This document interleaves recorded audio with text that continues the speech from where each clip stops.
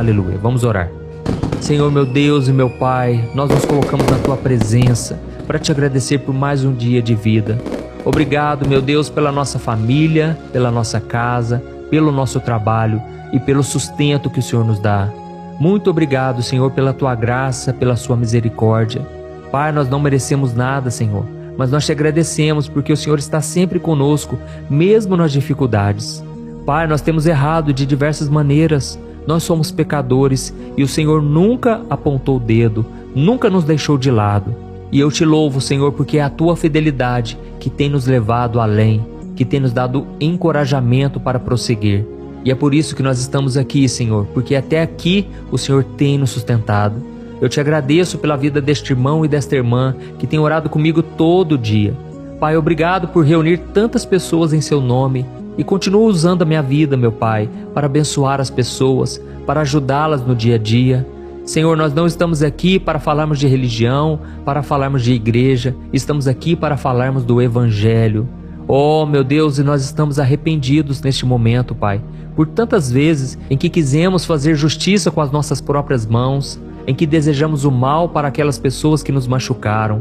Oh, meu Deus, muitas vezes nós carregamos o peso do ressentimento, da raiva, do desejo de retribuir o mal que nós recebemos e nós esquecemos que somos filhos do Senhor, que somos de Jesus e que devemos amar e perdoar, assim como o Senhor faz conosco. Oh, meu Deus, nos ajude a confiar em Ti. Nós entregamos agora cada injustiça que recebemos, entregamos agora, meu Pai, essas pessoas que prejudicaram a nossa vida. E nós tomamos a mesma atitude de Davi, nós entregamos nas Tuas mãos. Ai de nós, Senhor, se nós vingarmos das pessoas. Nós, pelo contrário, estamos confiando que o Senhor cuidará de nós, que o Senhor nos protegerá e que o Senhor nos livrará de todo o mal. Pai, eu repreendo agora, em nome de Jesus, toda obra de feitiçaria, de macumbaria, toda obra contrária a essas pessoas que estão me ouvindo, meu Pai. Pessoas que foram alvo de maldade. Jesus, guarda os Teus filhos. Livra-nos de todo o mal, meu Pai. Nos dê sabedoria, nos dê prudência para andarmos neste mundo sem sermos enganados. Oh, meu Deus, eu aproveito essa oportunidade também para orar por essa pessoa que tem um familiar preso no mundo das drogas, que sofre quando vê esse ente querido nessa situação. Ouve o clamor desse irmão e desta irmã, meu Pai. Envia os Teus anjos para protegê-lo, libertá-lo e guiá-lo de volta na luz da Tua verdade. Senhor, que essa pessoa encontre forças para resistir às tentações. E eu oro também, meu Pai, por este jovem, por esta jovem que está pensando em acabar com a própria vida. Eu repreendo agora todo espírito de morte, espírito de suicídio. Eu cancelo e repreendo em nome de Jesus. Senhor, envia os Teus anjos ali, meu Pai. Tem misericórdia, Pai, dessa pessoa que está atribulada, essa pessoa que não tem mais saída. Ela olha para os lados, ela não tem um amigo sequer, ela não sabe com quem contar, com quem se abrir. Por isso eu Te peço, meu Pai, tem misericórdia. Abre, Senhor, um caminho onde não há. Acende uma luz no fim do túnel. Ó Jesus, traga, Senhor, esperança a esse casamento. Pai, esse casal que tem discutido, que tem vivido momentos tensos, de muita briga desnecessária, Pai, de muita desconfiança. Ó Jesus, tem misericórdia, Pai, dos casais que estão me ouvindo agora, Pai. Pai, houve traição em muitos desses casamentos e só o Senhor pode curar as feridas da alma. Só o Senhor pode restaurar a confiança. Ó Senhor Jesus, nos ajude, Pai, a perseverar, a não desistirmos dos nossos sonhos. Nos ajude, Senhor, a sermos fiéis à Tua palavra. Senhor, eu apresento diante de Ti, Pai, a vida desta mulher tão sofrida, Pai. Tantas lutas, Pai, ao longo dos anos. Por que tanto sofrimento, meu Pai? Dá, Senhor, força, graça e sabedoria.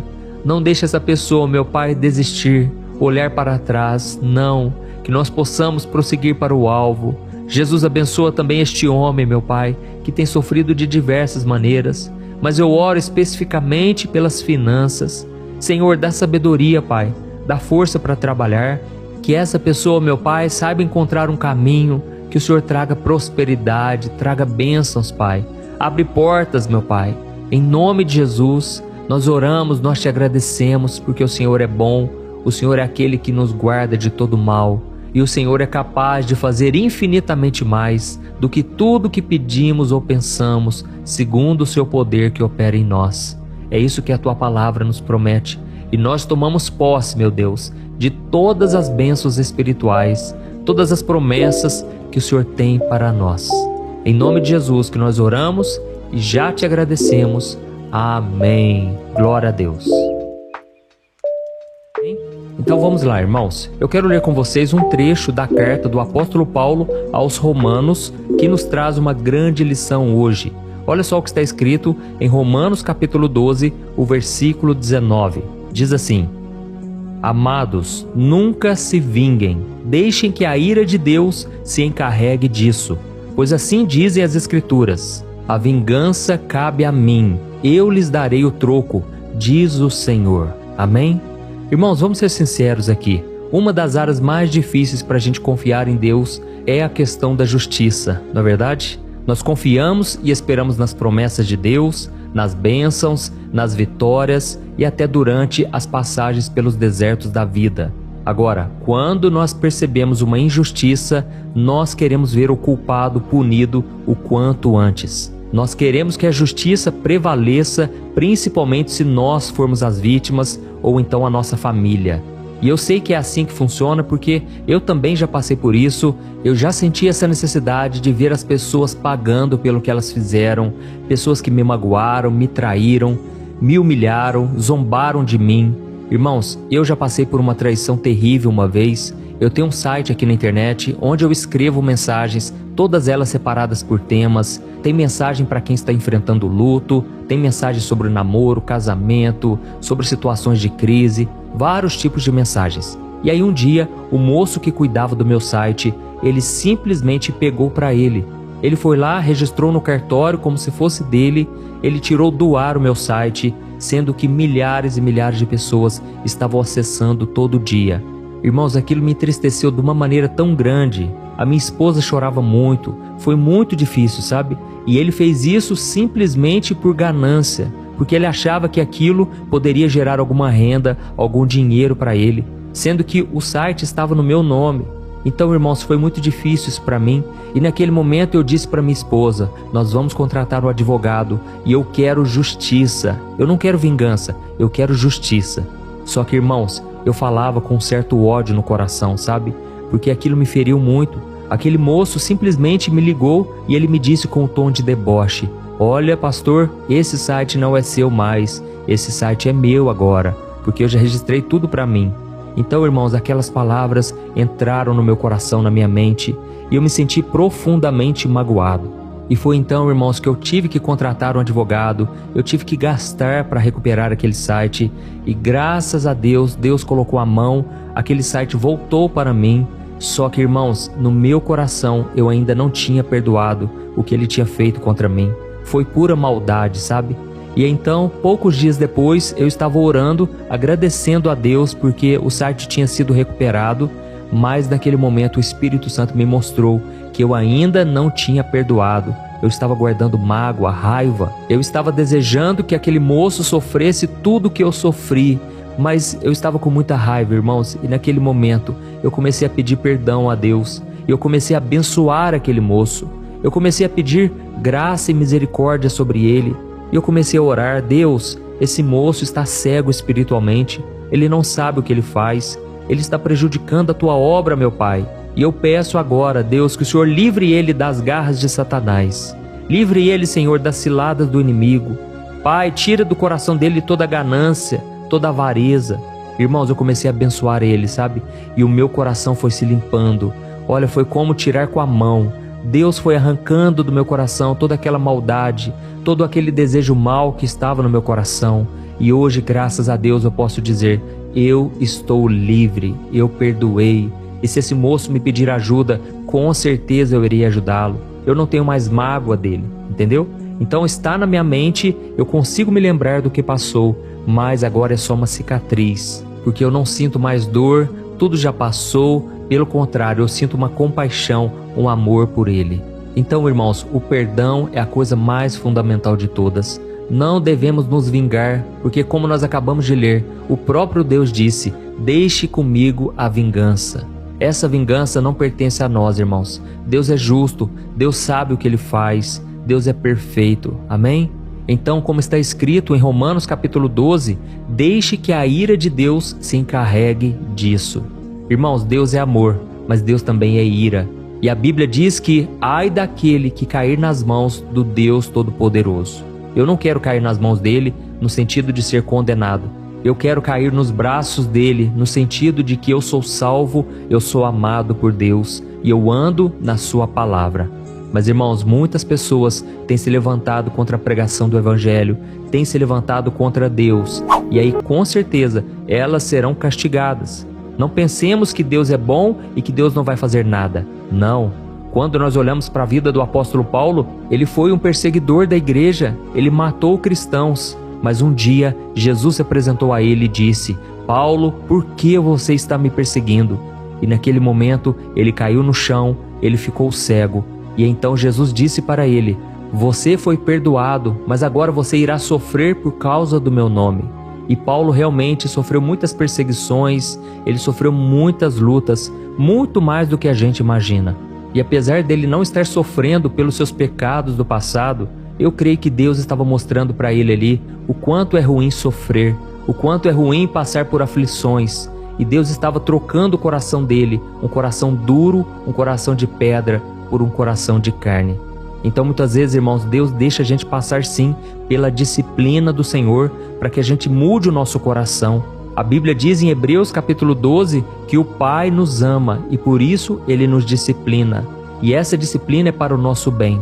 Mas as pessoas que não aceitam essa disciplina, as pessoas que são teimosas, desobedientes, elas sofrerão muito mais.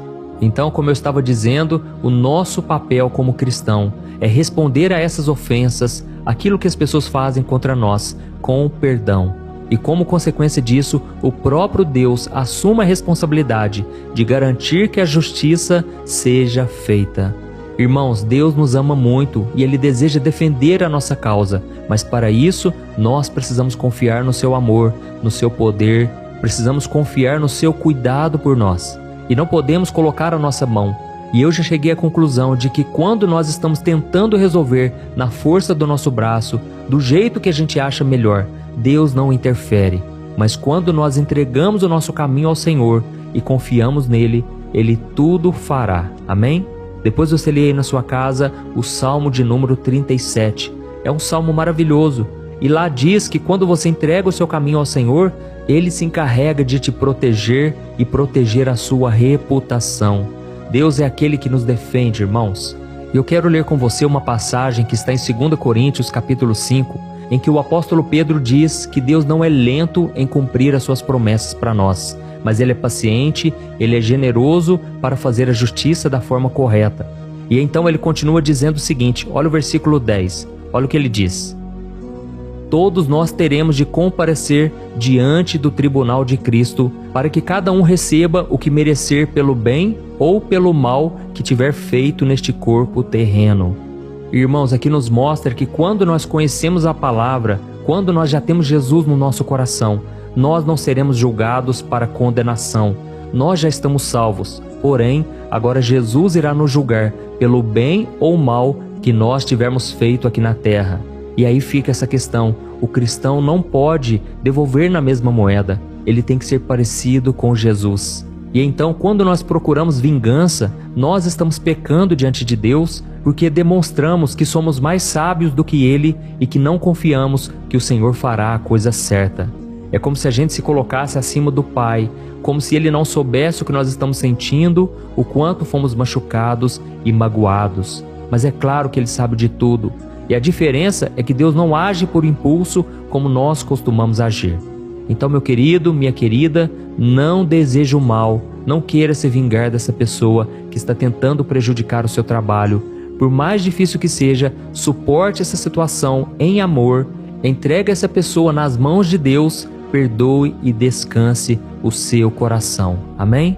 Irmãos, no capítulo 24 do livro de 1 Samuel, a Bíblia nos mostra que Saul, que era o rei de Israel daquela época, ele tinha ficado com muitos ciúmes de Davi por causa da popularidade que aquele rapaz tinha conquistado com o seu sucesso nas batalhas. E então Saul começou a olhar para Davi com ódio, com inveja, porque Davi agora era uma ameaça ao seu reinado. Só que no coração de Davi, irmãos, não tinha essa intenção.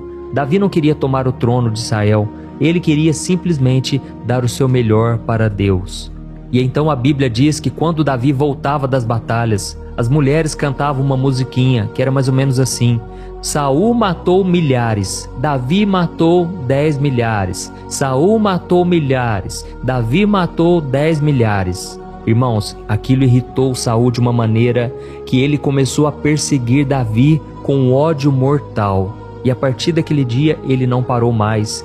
Ele começou uma intensa batalha para acabar com a vida de Davi, porque ele pensava: o que falta para esse jovem, senão o meu trono? Esse jovem Davi logo vai querer tomar o meu lugar. Então ele começou a perseguir Davi, que teve que fugir e se escondeu em diferentes lugares de Israel. Até que um dia, irmãos, quando Saul estava retornando de uma campanha militar, ele foi fazer as suas necessidades. E coincidentemente, essa era a caverna onde Davi estava escondido com os seus soldados.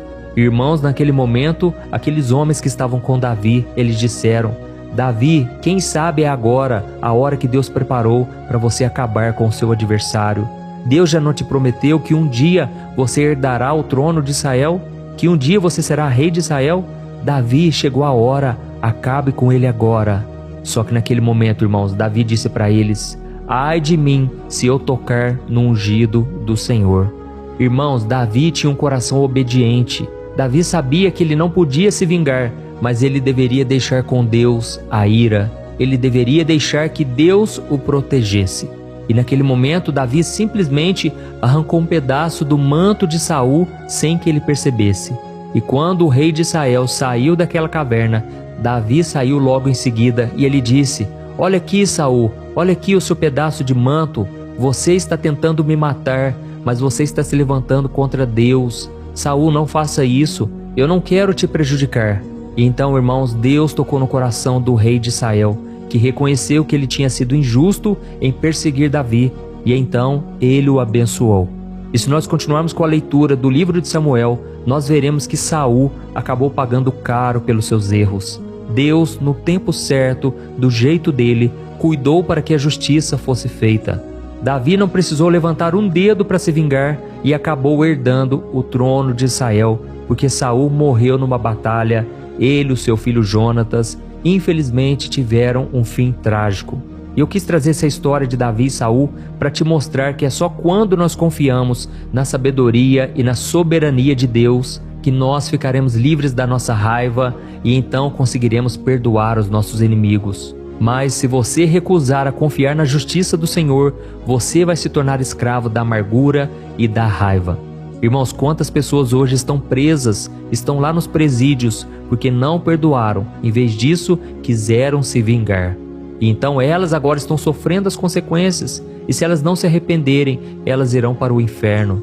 E talvez você que está me ouvindo aí, você pense: ah, pastor, mas essa pessoa que fez aquilo, ela não merece o meu perdão.